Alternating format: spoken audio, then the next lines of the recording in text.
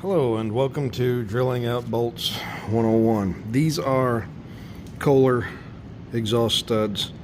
The reason these are unique is that Kohler uses an interference fit on the inside of the stud. So the side that's inside the head, see it's got this little dot on the end of it?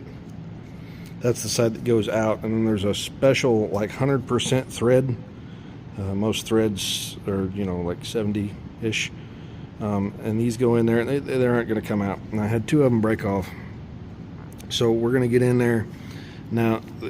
They both broke off kind of tall. There's nothing you can do to get them out at that point. I've heated and played with these things several times. Got to drill them. So what I did was I cut as flush as I could with the fins here, and then you can kind of see the remnants of it. I cut an X or a cross lengthwise down into the bolt, and then used a chisel and a screwdriver to just knock the edges off, knock the pieces off. And now we are going to start drilling.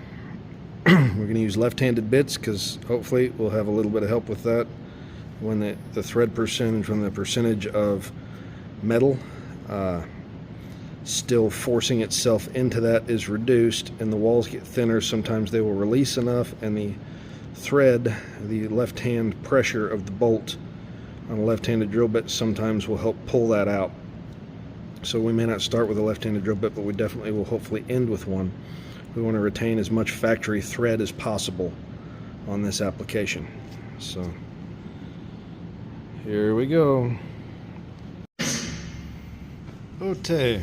We have drilled twice into this one. You can kind of see back in there ish. We're all the way through. You can see the slight variation there in where the pilot bit ended up in a hole that is off center. We are not quite to the threads on this, but we're going to have to start using left-handed bits. This one has been drilled once. You can see it is also slightly off center. It seems like these hardened metals, and it's like this unless you're using a mill and an end mill, will drift one way or the other. I even cut a little bit extra, as you can see the witness mark there, with the cutoff wheel to try and drive the flat that I had left in this over down to try and pull a certain direction with both the cuts, so we would be more centered, and that did not work very well. Is what it is. We're going to start using the left-handed bits on this one. We're going to go ahead and drill this one out the rest of the way, letting the drill cool off for a minute now. Alright, so this one's all the way through, and that one's all the way through.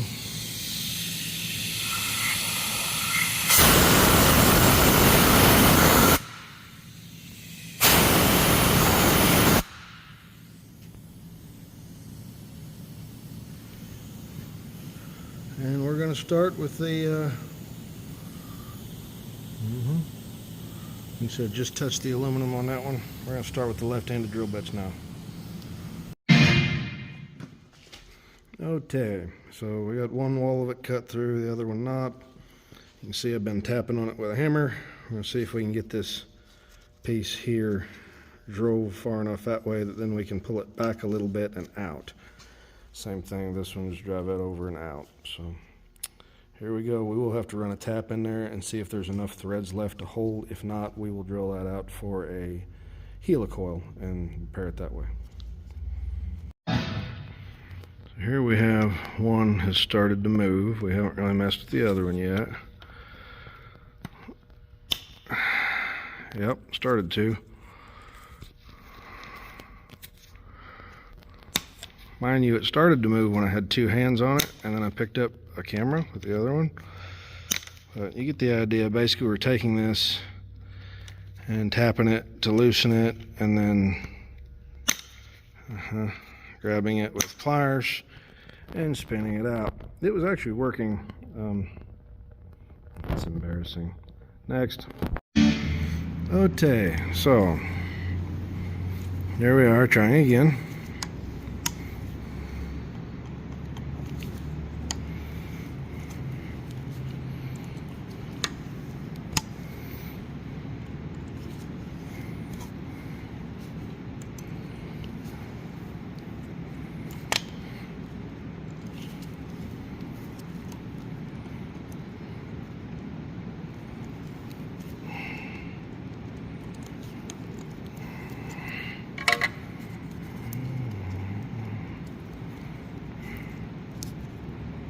Yep.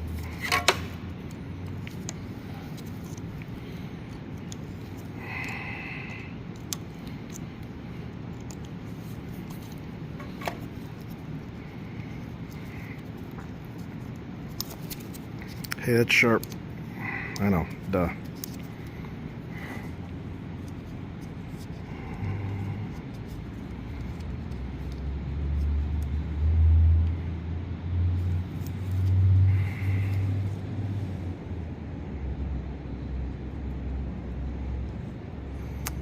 I've had better, but that is more or less acceptable.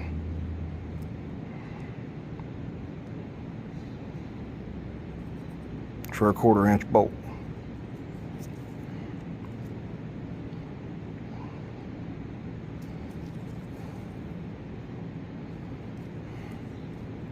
And doing it freehand.